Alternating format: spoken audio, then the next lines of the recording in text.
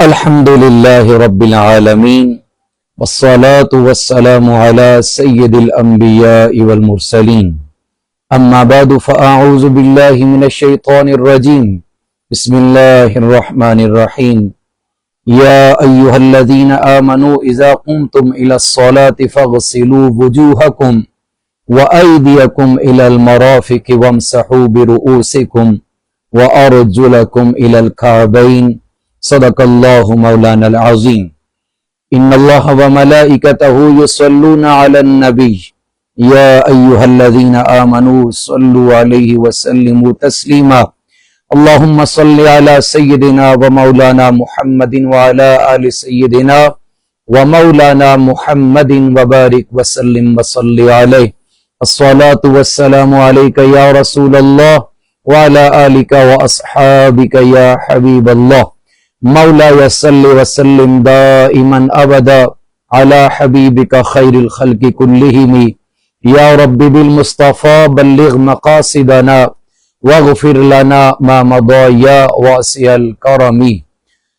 حمد و ثنا کے بعد محترم المقام حاضرین و ناظرین و سامعین السلام علیکم ورحمۃ اللہ تعالی وبرکاتہ۔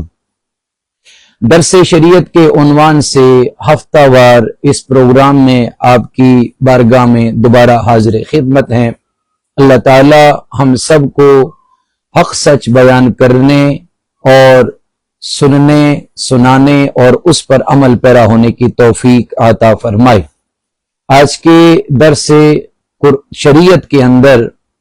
انشاءاللہ بالترتیب جو ہماری گفتگو جاری اور ساری ہے اسی کو آگے بڑھائیں گے۔ آپ نے پہلے شریعت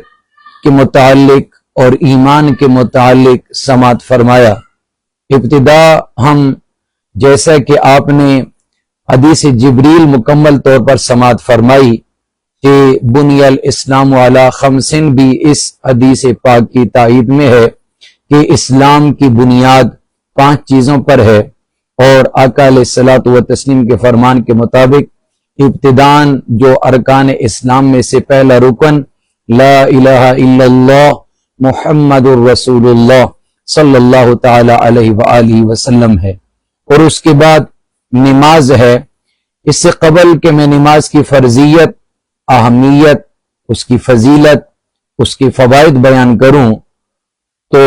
آپ اس سے قبل نماز کی جو شرائط ہیں، جو نماز کے لیے فرائض ہیں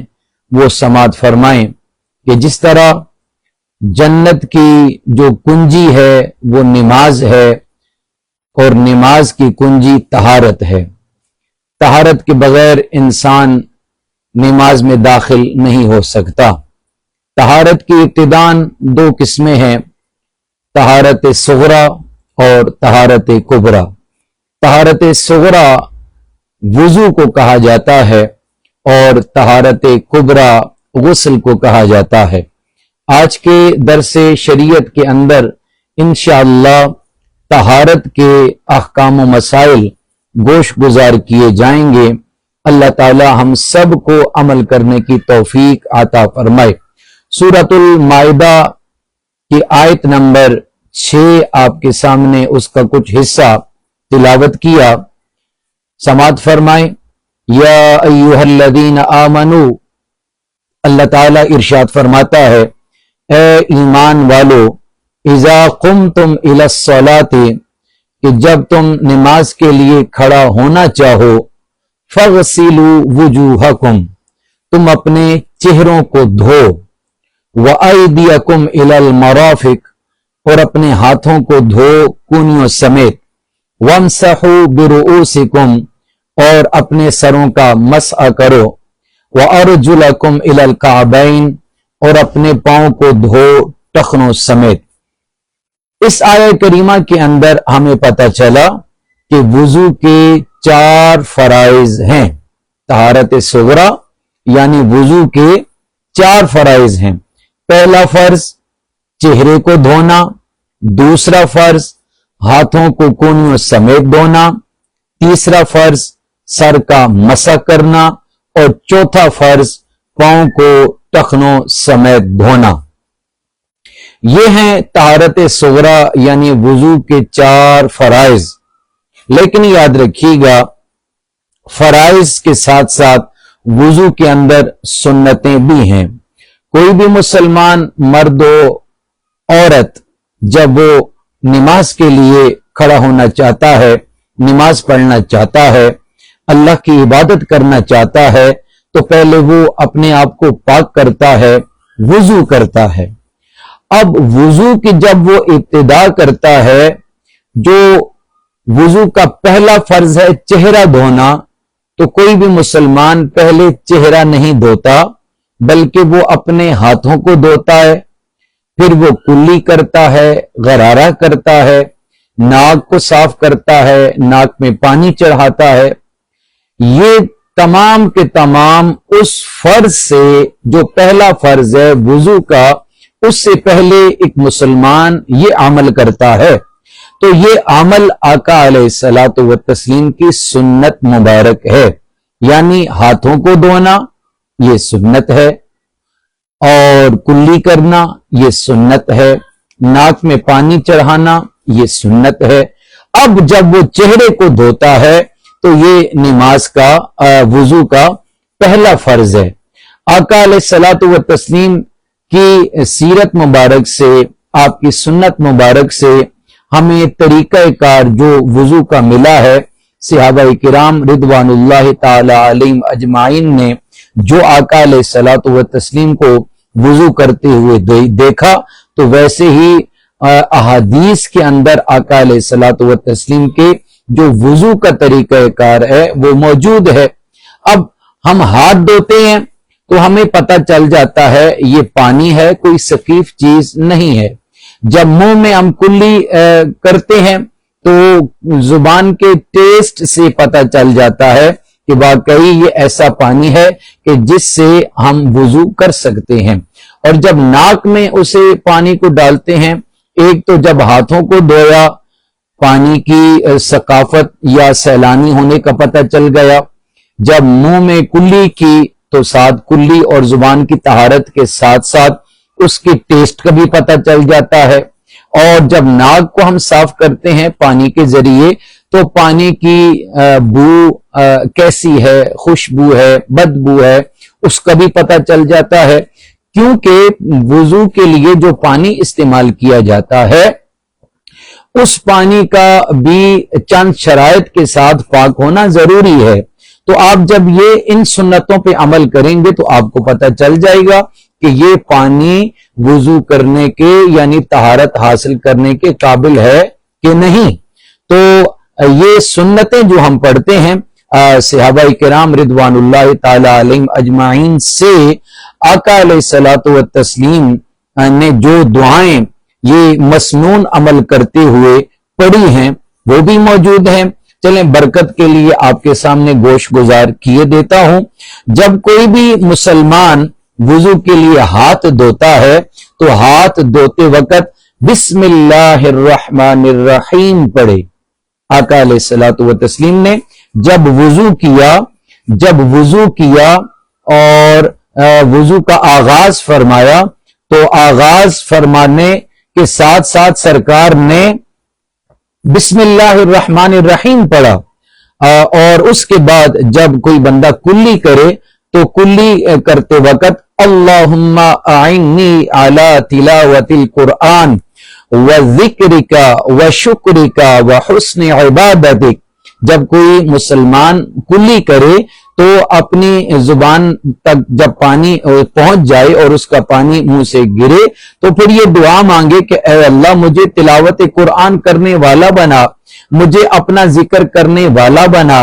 اور مجھے اپنا شکر ادا کرنے والا بنا، مجھے اچھے طریقے سے عبادت گزار بنا۔ یعنی جب کوئی انسان کلی کرے تو یہ دعا مانگے، عربی کے اندر اگر آتی ہے تو عربی میں مانگے، کسی اور زبان میں مانگنا چاہتا ہے تو کسی اور زبان میں بھی وہ دعا مانگ سکتا ہے، اور اگر اسے الفاظ یاد عربی کے نہیں رہتے تو کم سے کم دل و دماغ میں یہ ارادہ تو کر سکتا ہے، یہ نیت تو کر سکتا ہے کہ اے اللہ میری زبان کو پاک کر دے، میری زبان کو اپنا ذکر کرنے والا بنا دے، میری زبان پر اپنے قرآن کی تلاوت کو جاری فرما دے، یعنی یہ اگر ارادہ بھی کر لے گا تو اللہ تعالیٰ اسے کامل سنت کا ثواب بھی عطا فرمائے گا۔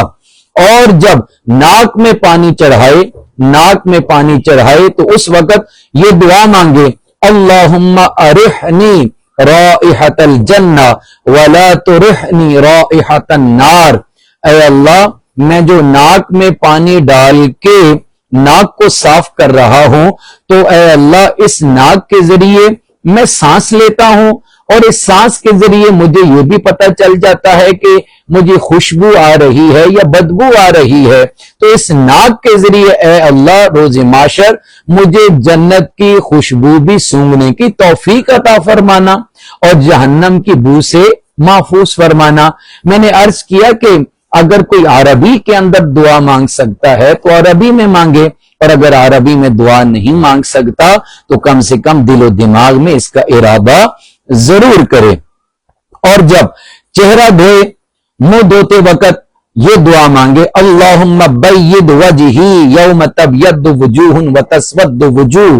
اے اللہ میرے چہرے کو روشن فرما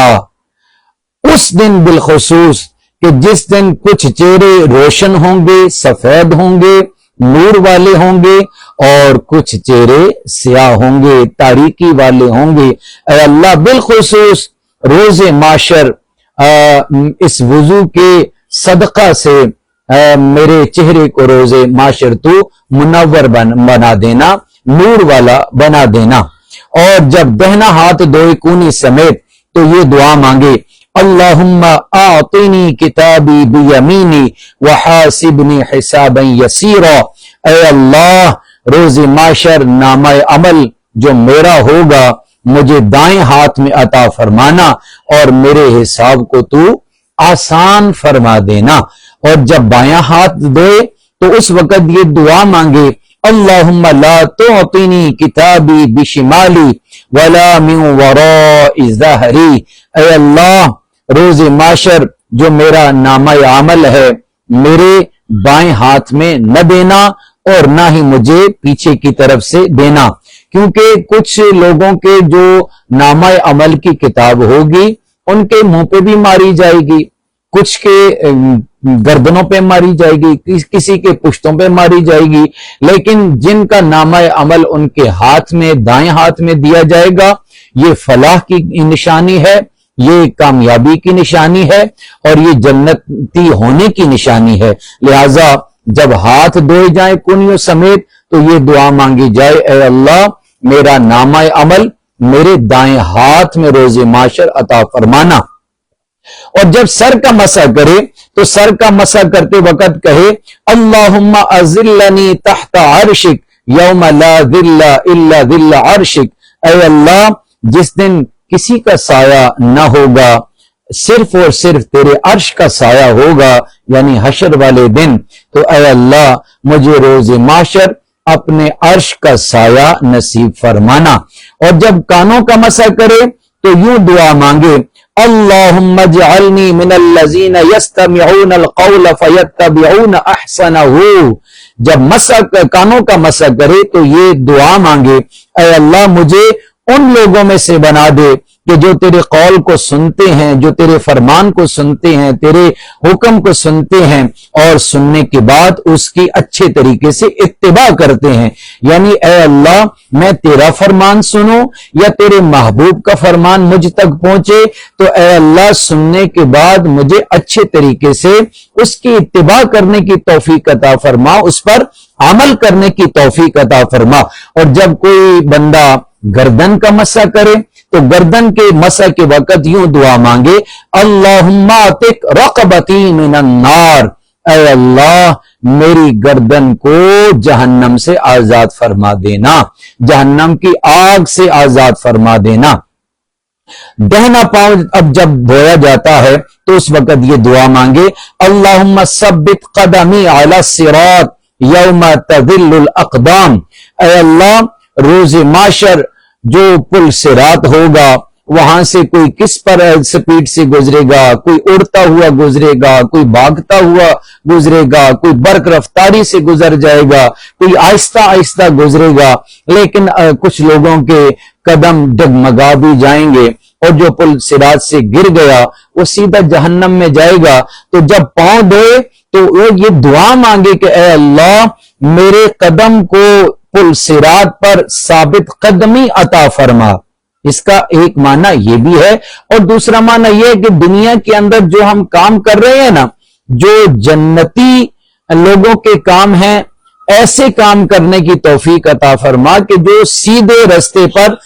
चलने के लिए हम कदम उठाएं और सिरात मुस्तकीम पर कायम दायम रहें। और बिलखुसूस रोजे माशर जब पुल सिरात पर से गुजर हो तो ऐ अल्लाह पुल सिरात पर मेरे कदम को साबित कदमी आता फरमा। और जब बायां पांव धोया जाए तो उस वक्त दुआ मांगी जाए, अल्लाहुम्मा जअल ज़म्बी मग़फ़ूरा व सअयी मशकूरा व तिजारती लन तबूरा। ऐ अल्लाह मेरे गुनाहों की मग़फ़िरत फरमा दे, ऐ अल्लाह मेरी कोशिश को अपनी बारगाह में कबूल फरमा और मुझे शुक्रगुजार बना, और ऐ अल्लाह दुनिया के अंदर जो मैं तिजारत कर रहा हूं, जो काम कर रहा हूं, ऐ अल्लाह इसे फायदे वाला बना दे।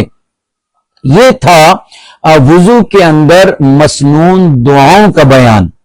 अब चूंकि ये काफी सारी दुआएं हैं और हम तो हैं भी आजमी,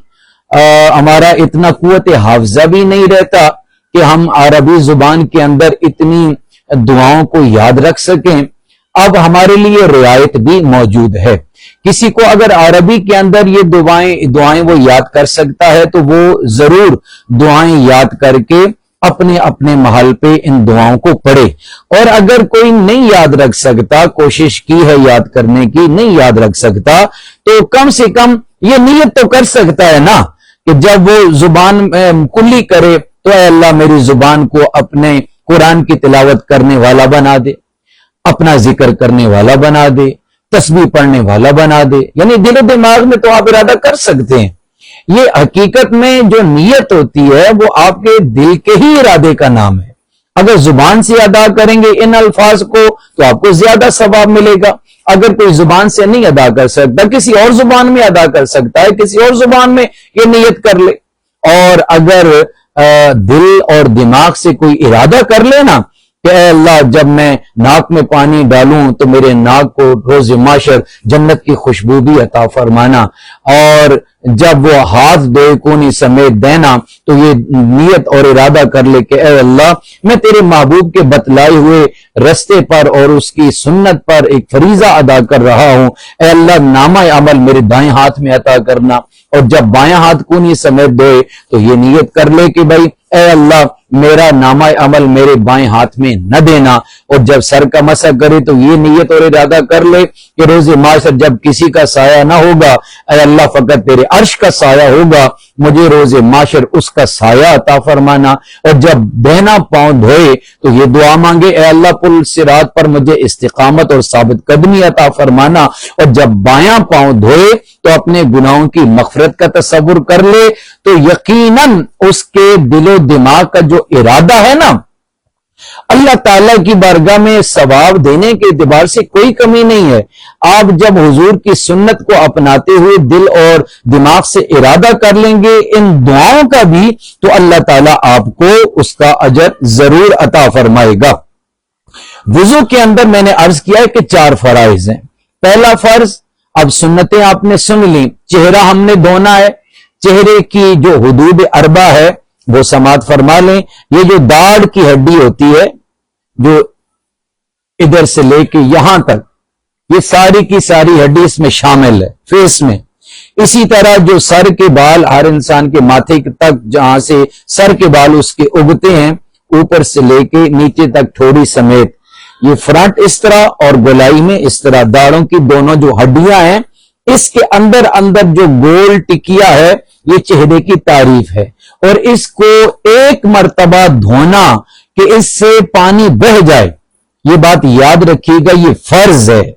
इसीलिए बाज लोग 2 मर्तबा धोते हैं कि शक व शुबा न रहे,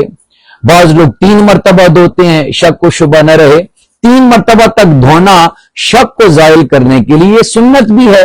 اگر کسی کی حاجت 1 مرتبہ ہی مکمل ہو جاتی ہے تو ویل اینڈ گڈ، ٹھیک ہے، اگر نہیں تو دوسری مرتبہ دھو کے شک کو زائل کر سکتا ہے، ختم کر سکتا ہے، تیسری مرتبہ بھی وہ دھو سکتا ہے۔ لیکن اگر کسی بھی چیز کو 3 مرتبہ دھو لیا جائے تو انسان کو یقین بھی حاصل ہو جاتا ہے۔ یہ ہے چہرے کا حدود اربع۔ اس کے بعد ہاتھوں کو کونیوں سمیت دھونا۔ آپ جملوں سے بات کو سمجھ گئے کہ ہاتھ کا فرنٹ، ہاتھ کا بیک اور ہاتھ کی جو انگلیوں کے اندر کا پیٹ ہے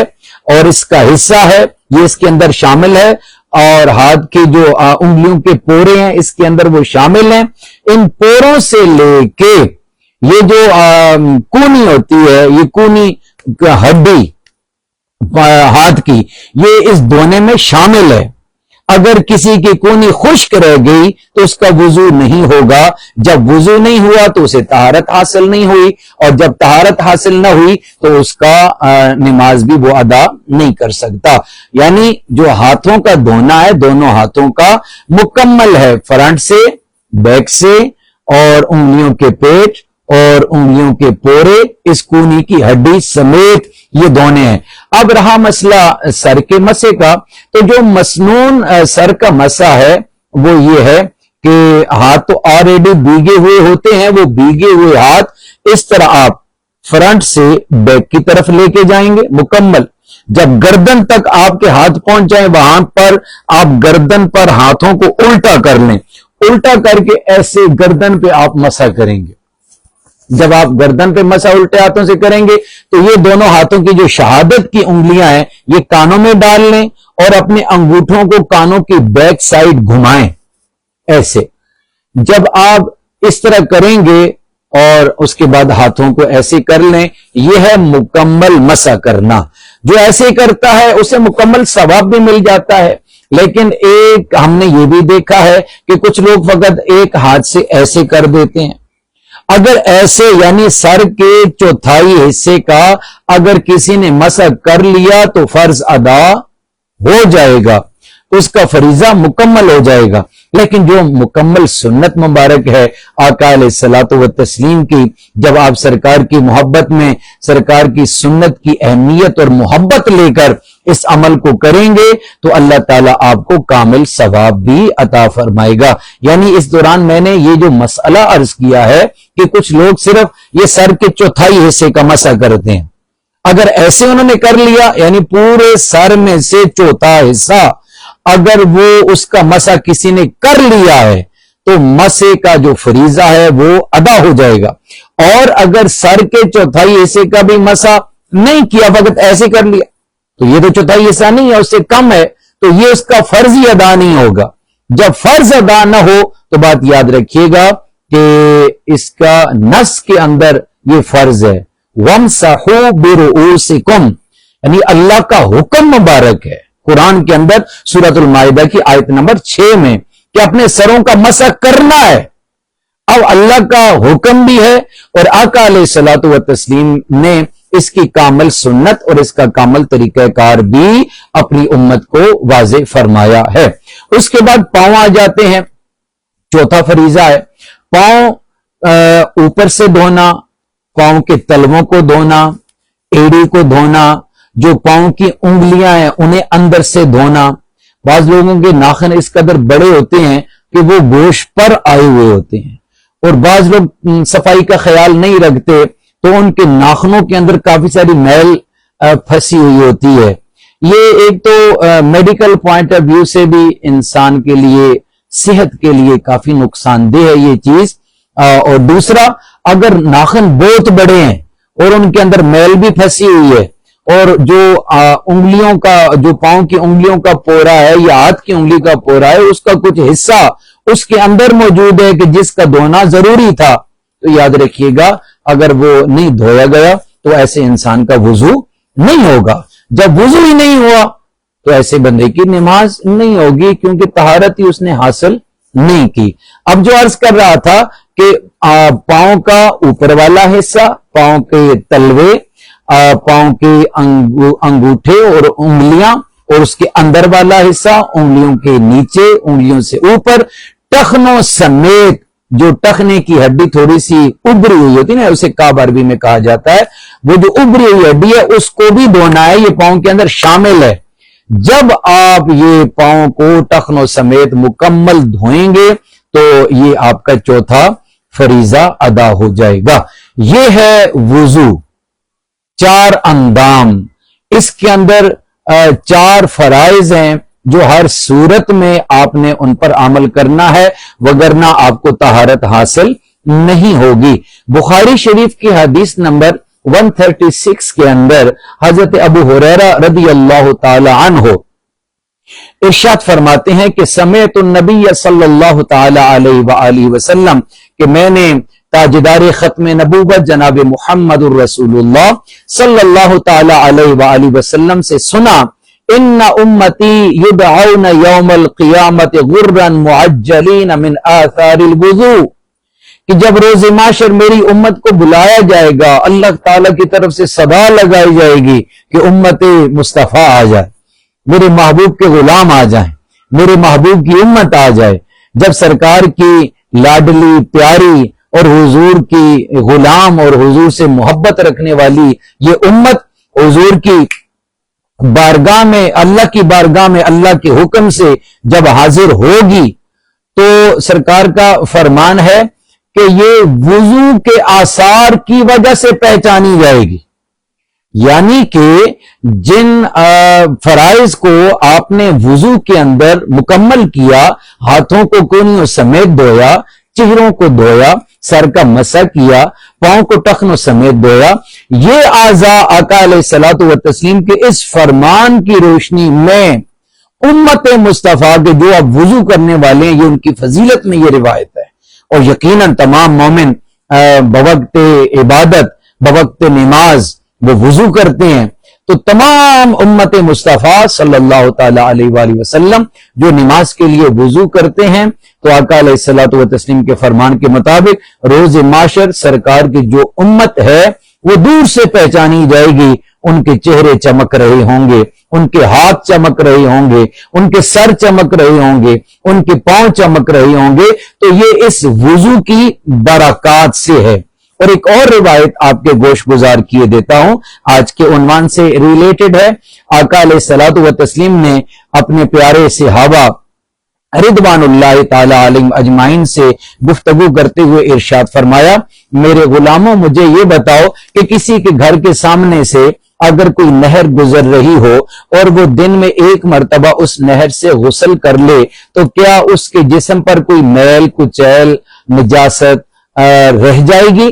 तो आका अलैहिस्सलातु व तस्लीम के सवाल के बाद सहाबा किराम रिदवानुल्लाह ताला अलैहिम अजमाइन ने अर्ज किया, या रसूल अल्लाह, जो दिन में एक मर्तबा गुस्ल कर ले तो हमारा जहन तो यही कहता है कि उसके वजूद पर कोई मैल कुचैल बाकी न रहेगी। और फिर सरकार ने फरमाया, अगर कोई 5 मर्तबा दिन में गुस्ल कर ले, 5 मर्तबा नहा ले, तो क्या उसके वजूद पर कोई मैल रहेगी? अर्ज किया, या रसूल अल्लाह, जो एक मर्तबा गुस्ल करे उसके वजूद पर मैल बाकी नहीं रहती, तो जो 5 मर्तबा, या रसूल अल्लाह आप पर हमारे वालिदैन कुर्बान, जो 5 मर्तबा वुजू करे उसके वजूद पर कैसे मैल बाकी रह सकती है? तो आका अलैहिस्सलातु व तस्लीम ने फरमाया, मेरे गुलामों सुनो, जो दिन में 5 मर्तबा वुजू करता है, अल्लाह ताला वुजू की बरकत से जब वो हाथों को धोता है कोनियों समेत, तो अल्लाह ताला उस पानी के जरिए से हाथों के गुनाहों को जमीन पे गिरा देता है। जब वो कुल्ली करता है तो जुबान के गुनाह जमीन पर उस पानी के जरिए गिर जाते हैं। जब वो चेहरा धोता है, जो ही पानी जमीन पे गिरता है तो आपने सुना ये मुस्तामल पानी हो जाता है।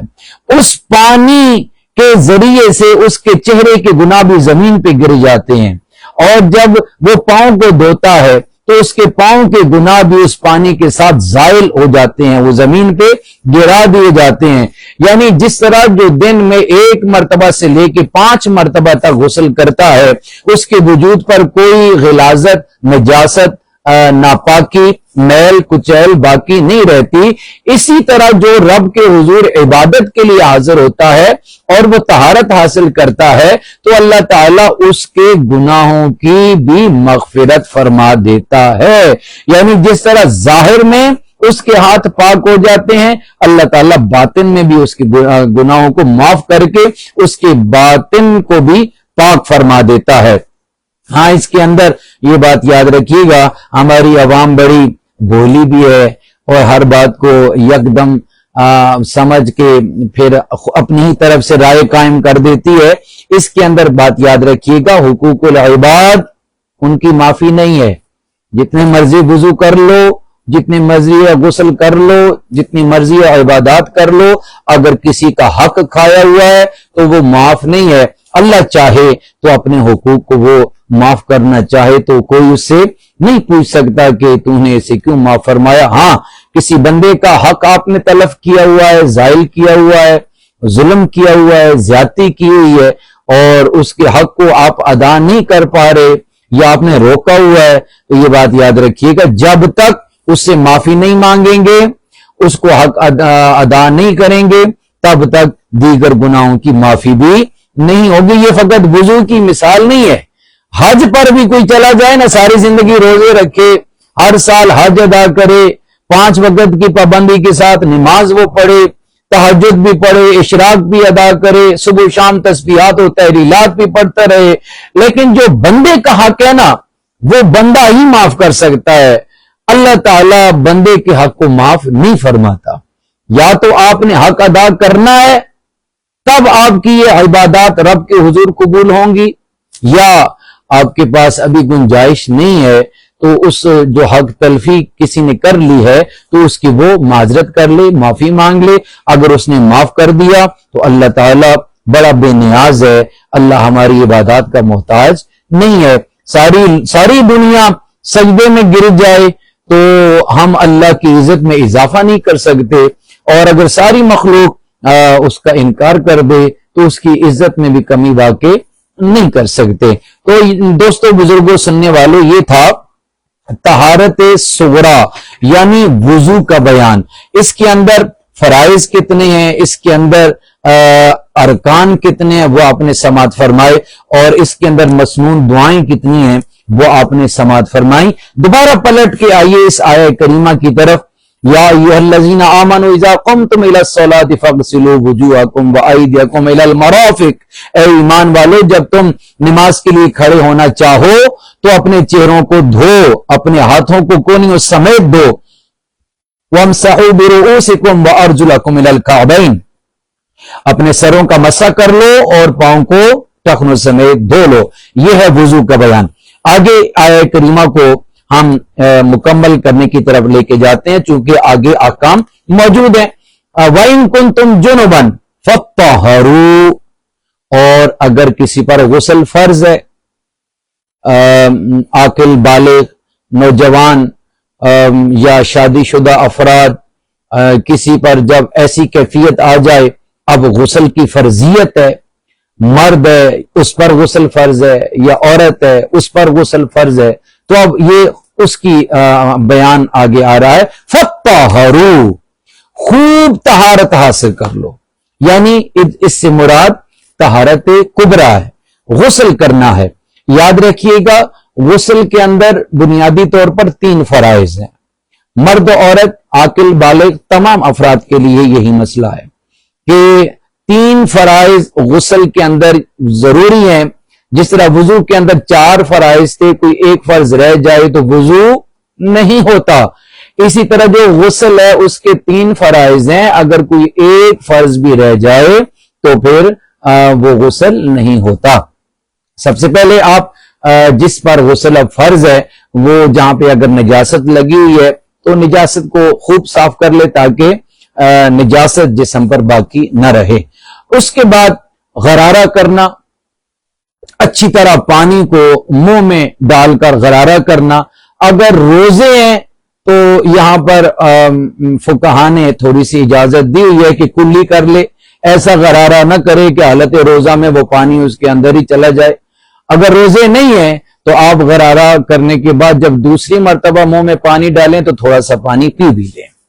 دوسرا، اس کے اندر ناک کی یہ جو ہڈی ہے دونوں طرف سے خوب پانی چڑھا کے یہاں تک پانی پہنچانا۔ اور تیسرا، اس کے اندر جو رکن ہے، جو فرض ہے، جو ضروری عمل ہے، پورے وجود کو دھونا، پورے وجود پر پانی کا بہہ جانا۔ اب ہر انسان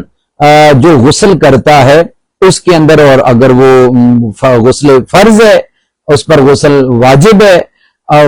جب وہ غسل کرے گا تو سر کے بالوں سے لے کے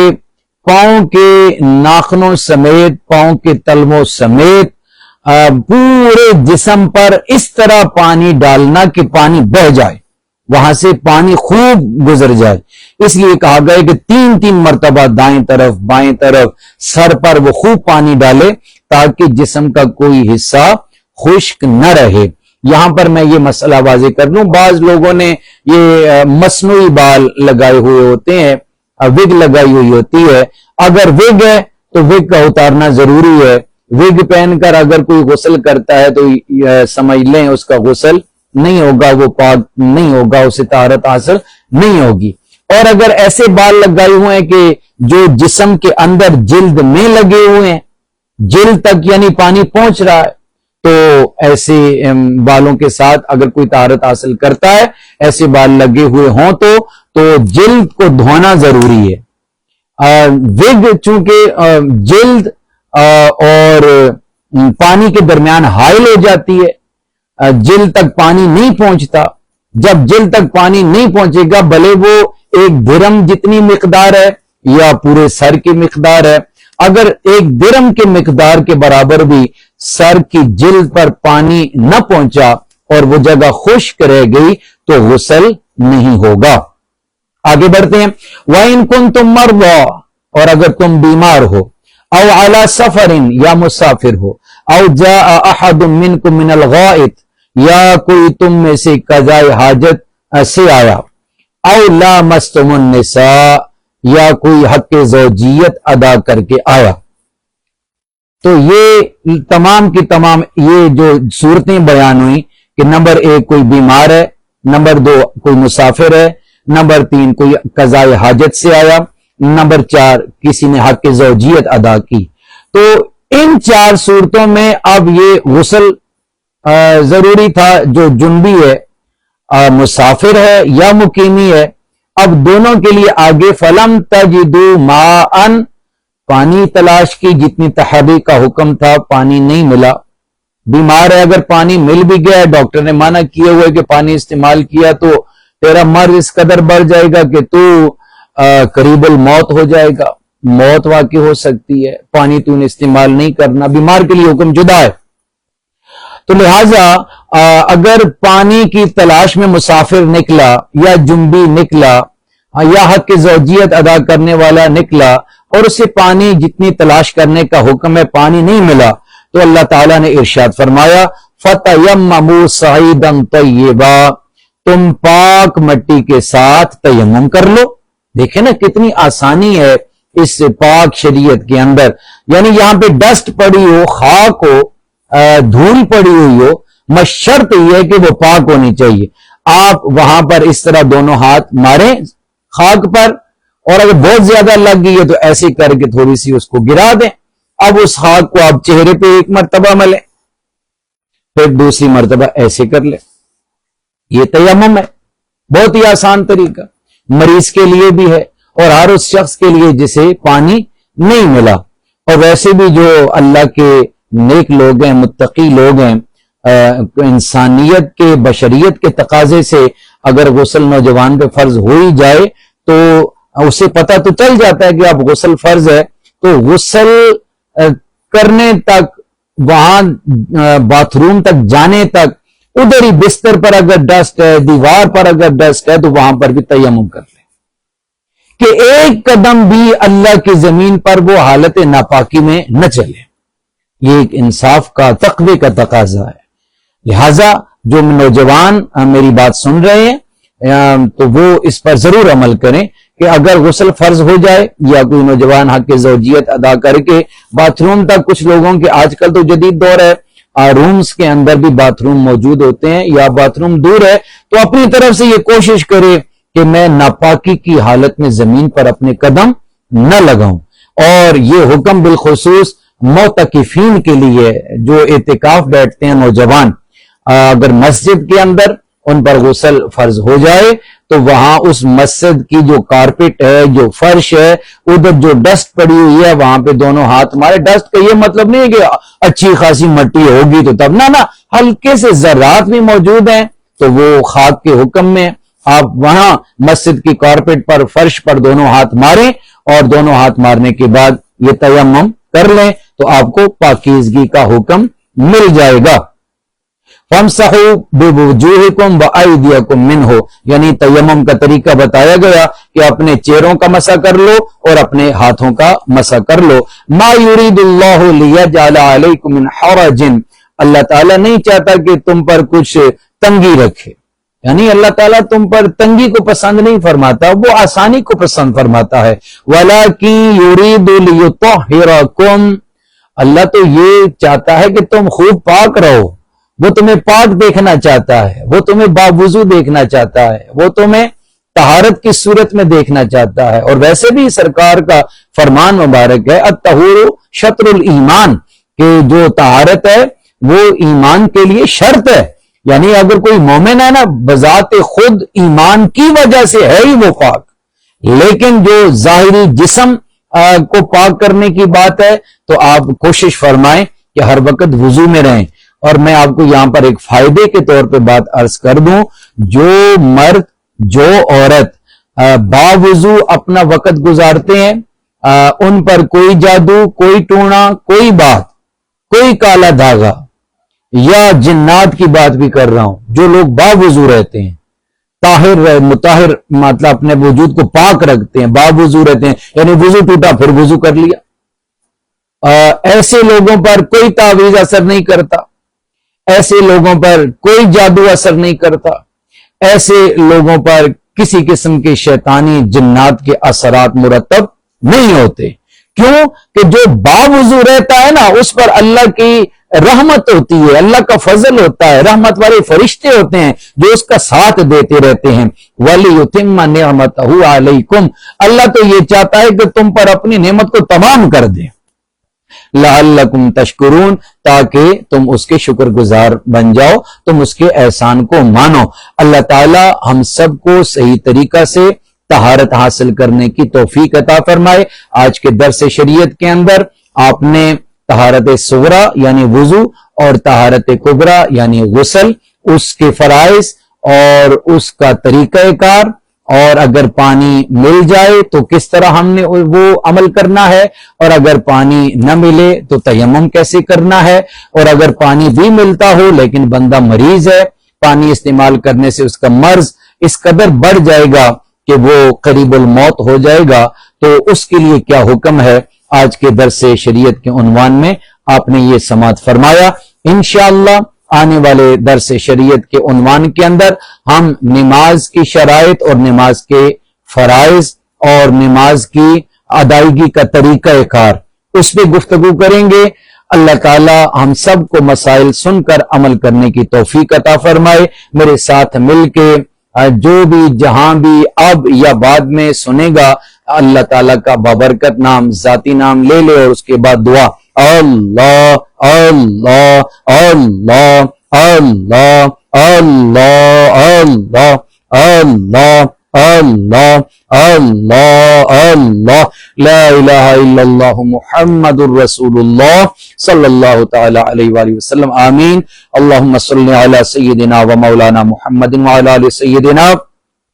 ومولانا محمد مبارک وسلم وصلی علیہ پالنہار جمیع عبادات و حسنات سمیت درس شریعت کو اپنی بارگاہ میں قبول اور منظور فرما، غلطی کوتاہی سستی کی معافی عطا فرما، بیماروں کو شفاء کاملہ عاجلہ عطا فرما، تمام مسلمانوں سمیت ہم سب کی مشکلات کو آسان فرما، فلسطین کے مسلمانوں کی مدد فرما، مسجد اقصی کی حفاظت فرما، مسجد اقصی کو آزادی عطا فرما۔ اے اللہ پاکستان کے اندر خیر و عافیت والا معاملہ فرما، ہم سب کو حاسدین کے حسد سے محفوظ فرما، منافقین کی منافقت سے محفوظ فرما، ہمارے قریبی بعیدی چھوٹے بڑے اقربا و رشتہ دار جو ایمان کی حالت سے دار فانی سے رخصت ہو چکے سب سمیت قبلہ و آقائی و مولائی والدی قبلہ حضور شیخ اکبر رحمت اللہ تعالی علیہ، ان کی دینی خدمات کو اپنی بارگاہ میں قبول فرما، ان کی روضہ شریف کو، ان کی قبر شریف کو بقعہ نور بنا،